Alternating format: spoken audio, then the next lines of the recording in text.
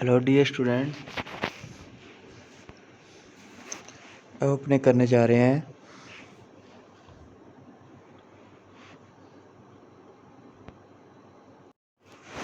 Hello students, अब हम करने जा रहे हैं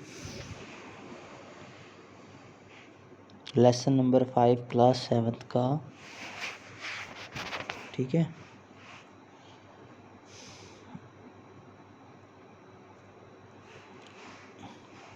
अम्ल, क्षारक एंड लवण, एसिड, बेस एंड सॉल्ट, इनके बारे में अपने पढ़ने जा रहे हैं।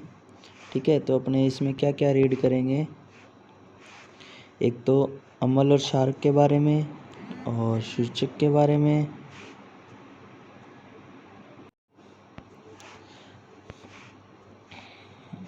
और लवण के बारे में, दैनिक जीवन में अम्ल क्षारक के उपयोग के बारे में, और उदासीनीकरण के उदाहरण के बारे में। ठीक है, इनके बारे में अपने पढ़ेंगे। तो देखो,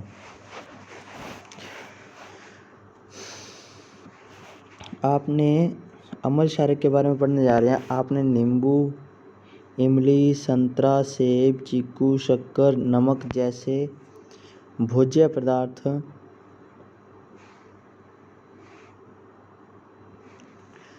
का उपयोग किया होगा। ठीक है, अब ये इसके स्वाद आपको बताने हैं भी, ये क्या होते हैं, खट्टे होते हैं, मीठे होते हैं। ठीक है, तो नींबू का रस क्या होता है बेटा, खट्टा। संतरे का रस खट्टा, आंवले खट्टा। ठीक है, तो ये खट्टे से क्या जुड़ा हुआ है, देखो इन सभी भोज्य पदार्थों को चखने में पता लगता है कि इनमें कुछ पदार्थ खट्टे होते हैं और कुछ कड़वे होते हैं और कुछ क्या होते हैं, नमकीन। अब अम्ल की डेफिनेशन क्या है, आप देखते हैं नींबू, संतरे, आंवला, इमली आदि सभी क्या होते हैं, स्वाद में खट्टे। और ये सभी भोज्य पदार्थ खट्टे क्यों होते हैं, क्योंकि इन सभी पदार्थों में खट्टेपन का कारण उनमें उपस्थित अम्ल है। ठीक है, तो अम्ल के कारण ये सभी पदार्थ जो होते हैं वो क्या होते हैं स्टूडेंट, खट्टे होते हैं। ठीक है, अम्ल को अंग्रेजी भाषा में क्या बोलते हैं, एसिड। क्या बोलते हैं, एसिड। एसिड शब्द की उत्पत्ति कहाँ से हुई है, लैटिन भाषा के शब्द एसिडस से हुई है। किससे हुई है स्टूडेंट, एसिडस से। ठीक है, जिसका अर्थ क्या होता है, खट्टा यानी सौर। ठीक है, अतः हम कह सकते हैं कि जो पदार्थ स्वाद में खट्टे होते हैं वो क्या होते हैं, अम्ल होते हैं। क्या होते हैं, अम्ल। तो एसिड जो स्वाद में खट्टे होते हैं उन्हें एसिड बोला जाता है। ठीक है, अब देखो इसके स्रोत कौन कौन से हैं, ये इम्पोर्टेंट है। सिरका, एसिटिक अम्ल, सेब, मैलिक अम्ल, इमली, टार्टिक अम्ल, दूध, लैक्टिक अम्ल, अंगूर, टार्टिक अम्ल, टमाटर, एस्कॉर्बिक अम्ल, और नींबू, साइट्रिक अम्ल। ठीक है, तो ये आपको याद रखने पड़ेंगे भी, किस किस में कौन सा अम्ल होता है, आपको अच्छे से याद रखना पड़ेगा। सेब मैलिक अम्ल, ठीक है, सेब मैलिक अम्ल। ठीक है, माल ज़्यादा लगता है इसलिए ये मैलिक अम्ल। और इमली टार्टरिक अम्ल, ये तो बिल्कुल इजी सा याद होगा, इमली और अंगूर दोनों में टार्टरिक अम्ल है, याद रखना। दूध में लैक्टिक अम्ल होता ही है, नींबू में साइट्रिक होती है, साइट्रिक अम्ल होता है, और टमाटर में क्या होते हैं, एस्कॉर्बिक। क्या होता है, एस्कॉर्बिक। और सिरका में तो एसिटिक अम्ल होता ही है। ठीक है, तो सिरके में क्या होता है, एसिटिक अम्ल, सेब में होता है मैलिक अम्ल, इमली में होता है टार्टरिक अम्ल, दूध में लैक्टिक अम्ल, अंगूर और इमली दोनों में याद रखना टार्टिक अम्ल, और टमाटर में क्या होता है बेटा, एस्कॉर्बिक अम्ल, और नींबू में क्या होते हैं, साइट्रिक अम्ल। क्या होते हैं, साइट्रिक अम्ल। ठीक है, अब देखो अम्ल क्या होते हैं, स्वाद में खट्टे। क्या होते हैं, स्वाद में खट्टे, ये डेफिनेशन पहले भी आ चुकी है। आइए अम्ल के अन्य गुणों को पहचानें। देखो कांच के गिलास में थोड़ा सा खाने का सोडा लीजिए, ठीक है, इसमें नींबू का रस अमल मिलाइए। आप क्या देखते हैं कि गिलास में झाग बनने लगते हैं, गैस निकलती है। गैस के पास जलती तीली ले जाने पर तीली बुझ जाती है। तीली क्यों बुझती है? अमल खाने के सोडी यानी खाने का सोडा होता है सोडियम बाइकार्बोनेट। क्या होता है? सोडियम बाइकार्बोनेट से अभिक्रिया करके कार्बन डाइऑक्साइड गैस निकालता है जो तीली की ज्वाला को बुझा देता है। सोडियम बाइकार्बोनेट प्लस अमल मिला देने पे झाग निकलती है जिससे CO2 गैस निकलती है और उसके पास जलती हुई तीली ले जाने पे वो बुझ जाती है। क्या हो जाती है?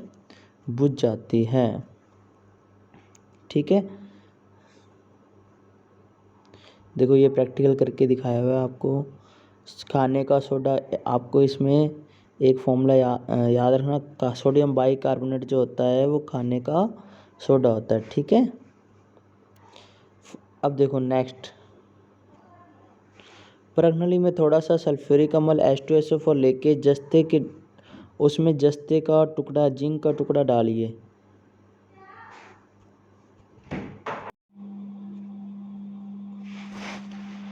तो सल्फ्यूरिक अम्ल प्लस जिंक का टुकड़ा डालने पे देखें गैस के बुलबुले निकलते हैं और प्रश्न मुँह पे जलती हुई तीली ले जाने पर नीली ज्वाला के साथ जलती है। पहले तो बुझती थी, अब क्या होती है? जलती है, क्योंकि ये क्या है? हाइड्रोजन गैस है। तो अपने कह सकते हैं कि अम्ल धातुओं से क्रिया करने पे H2 गैस निकालते हैं। कौन सी गैस निकालते हैं? H2। ठीक है, तो याद रखना H2SO4 plus H2SO4 plus zinc जो है वो क्रिया करके ZnSO4 बन जाता है और प्लस में H2 गैस निकलती है जो तीली को जलाती है। ठीक है स्टूडेंट, तो ये आ गया। अम्ल धातुओं से क्रिया करने पे क्या करते हैं? हाइड्रोजन गैस उत्पन्न करते हैं। अम्ल धातुओं से क्रिया करने पे हाइड्रोजन गैस उत्पन्न करते हैं और अम्ल स्वाद में खट्टे होते हैं। और अम्ल सोडियम बाइकार्बोनेट से क्रिया करके CO2 गैस उत्पन्न करते हैं। ये भी आपने पढ़ चुके हैं। घरों में अचार, नींबू रस, आमचूर की चटनी को रखने के साथ साथ धातुओं का पत्र उपयोग क्यों नहीं करते? क्योंकि ये विषैला बना देते हैं। ठीक है, इसलिए अचार वगैरह है वो धातुओं के पात्र में नहीं रखना चाहिए। ठीक है, अब देखो नेक्स्ट,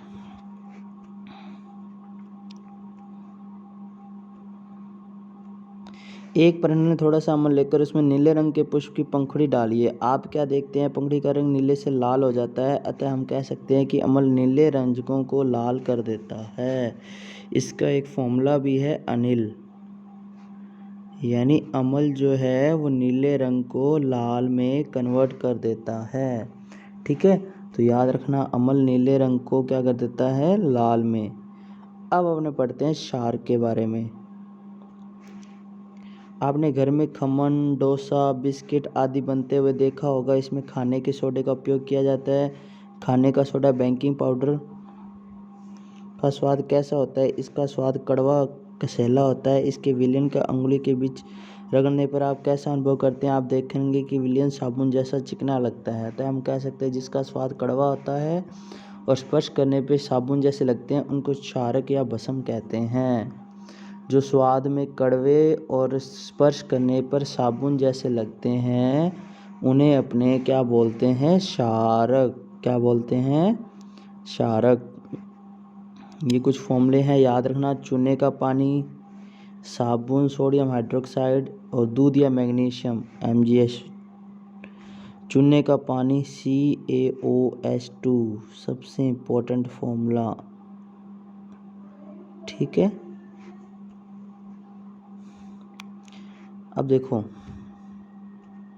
ये, अब वो नीले को लाल करते हैं तो ये क्या करेंगे? लाल को नीला कर देंगे। ठीक है, ये वही प्रयोग है।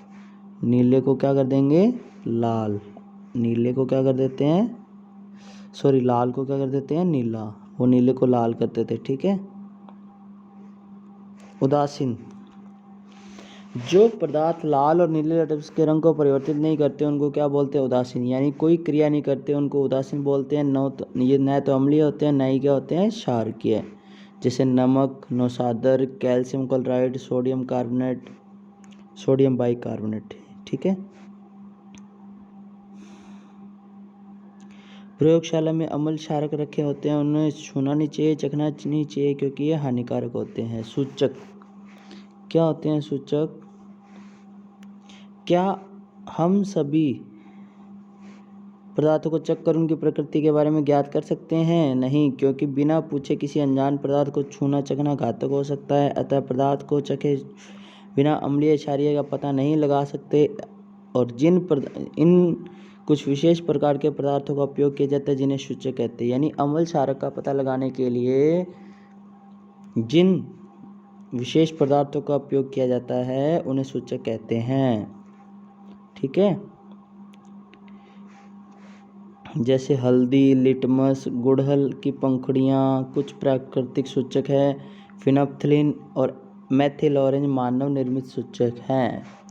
फिनोप्थलीन और मेथिल ऑरेंज। ठीक है। और प्राकृतिक कौन से हैं? गुड़हल की पंखुड़ियाँ, लिटमस और हल्दी। लिटमस। अम्ल और क्षारक की पहचान के लिए सबसे सामान्य रूप से लाया जाने वाला ये प्राकृतिक सूचक है। ये लाइकेन, शैवाल से प्राप्त किया जाता है। यानी शैवाल, ये जो समुद्र के किनारे होती हैं शैवाल, इनसे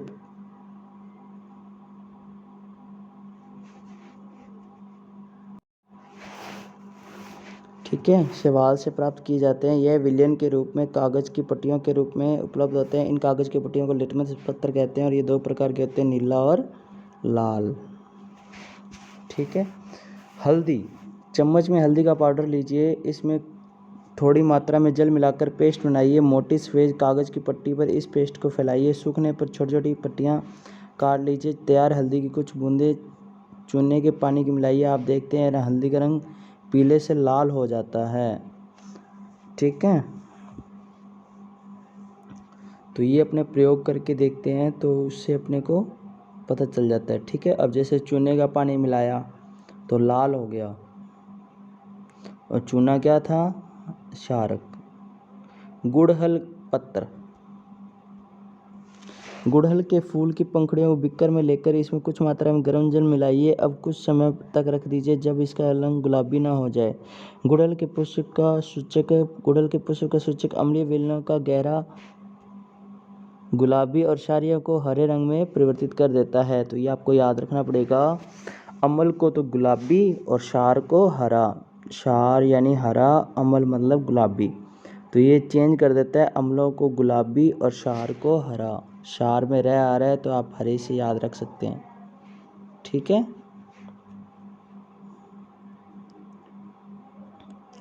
कृत्रिम सूचक कौन से हैं जो अपने मानव निर्मित है? वो कौन कौन से हैं? फिनोप्थलीन और मेथिल ऑरेंज।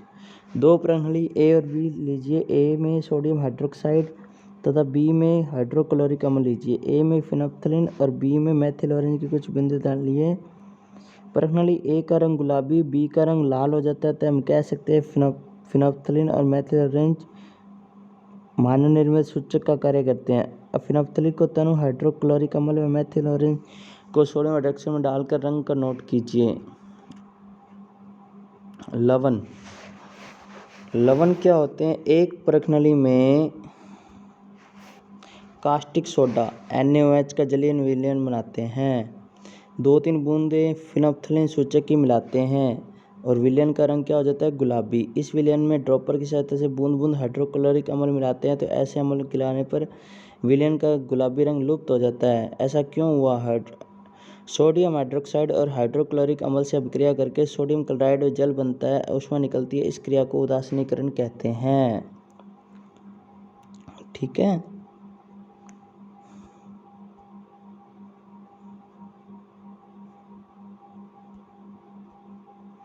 तो वे अभिक्रियाएं जिसमें अम्ल और क्षारक निश्चित मात्रा में आयतन में मिलाए जाते हैं, लवण और जल बनते हैं, ऊष्मा निकलती है, उसे क्या कहते हैं? उदासीनीकरण अभिक्रिया। ये उदासीनीकरण अभिक्रिया है। ठीक है। यानी ना अम्ल रहता है ना क्षार होता है, लवण बन जाता है। लवण के गुण कौन कौन से हैं? लवण ठोस होते हैं, ठोस अवस्था में रहते हैं। सामान्य लवण उदासीन होते हैं। लवणों के जलीय विलयन बुध के क्या होते हैं? सुचालक। क्या होते हैं? सुचालक। दैनिक जीवन में उपयोग।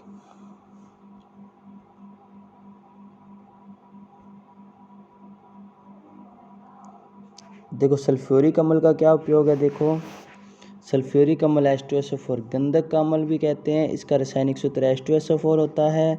इसका उपयोग औद्योगिक स्तर पर उर्वरकों में, अमोनियम सल्फेट के निर्माण में, बैटरियों में, रंग में, कागज में, कपड़ा में आदि में उद्योगों में लिया जाता है। ठीक है, याद रखिए। नाइट्रिक अम्ल HNO3 शोरे का अम्ल भी कहते हैं। इंपॉर्टेंट है ये शोरे का अम्ल HNO3 शोरे का अम्ल का सूत्र बताइए। ठीक है, अम्लराज बनाने में, अमोनियम नाइट्रिक उर्वरक बनाने में, सोने व चांदी को शुद्ध करने में, पटाखे में, विस्फोट में, डायनामाइट आदि सब में। ठीक है। हाइड्रोक्लोरिक अम्ल HCl इसे नमक का अम्ल भी कहते हैं। इसका रासायनिक सूत्र HCl होता है। इसका उपयोग टॉयलेट की सफाई, क्लोरीन निर्माण में, नमक का शोधन करने में। एसिटिक अम्ल इसे प्राय सिरका भी कहते हैं। रासायनिक सूत्र CH3COOH होता है। अचार बनाने में, दवा में, औद्योगिक स्तर में, सेलुलोज एसिटेट फोटोफिल्म के निर्माण में भी किया जाता है। Sodium hydroxide caustic soda. ठीक है, घरेलू स्तर पर बर्तन की सफाई, साबुन निर्माण में किया जाता है। कैल्शियम ऑक्साइड बिना बुझा हुआ चूना। ठीक है, CaO पुताई के लिए, लोहे के निष्कर्षण में, अमोनिया निर्माण में। सोडियम क्लोराइड नमक कहते हैं। NaCl होता है। ठीक है, नमक के रूप में किया जाता है। सोडियम कार्बोनेट Na2CO3 दावन का सोडा भी कहते हैं। Na2CO3 कपड़ों की धुलाई। सोडियम बाइकार्बोनेट खाने का सोडा NaHCO3 बेकिंग पाउडर बनाने में, पेय पदार्थ में, ब्रेड, केक आदि सब में बनाने में किया जाता है। अम्लता का उपचार किसे कहते हैं? देखो हमारे अमाशय में पाए जाने वाला हाइड्रोक्लोरिक अम्ल भोजन के पाचन में सहायक होता है, परंतु अमाशय में अम्लता की बात होने पर अपाचन हो जाता है, जिसे एसिडिटी कहते हैं। इसे दूर करने के लिए दूध या मैग्नीशियम हाइड्रोक्साइड जैसे प्रति अम्ल पदार्थ लेने पड़ते हैं। ठीक है, जो उदासीन कर दें। मृदा उपचार रासायनिक उर्वरक खेतों में अधिक मात्रा में उपयोग करने पर मृदा अम्लीय हो जाती है और पौधों के लिए हानिकारक होती है। क्षारकीय मिलाना पड़ता है, जैसे बूझा चूना मिलाना पड़ता है, तो अम्ल की अम्लीयता, मृदा की अम्लीयता कम हो जाती है। ठीक है।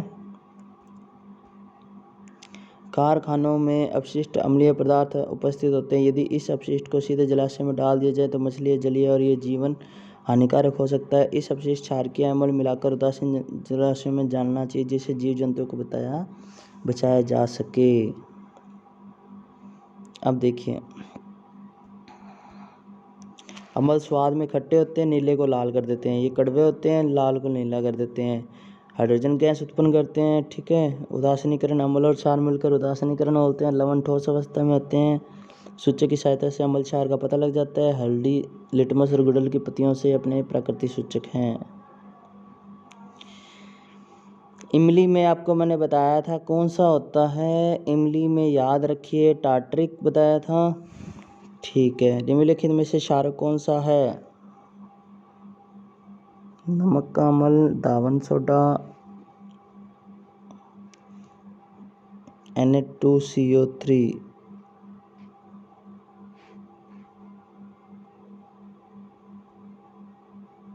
जस्ते पर अम्ल की क्रिया होने पर हाइड्रोजन गैस निकलती है। ठीक है,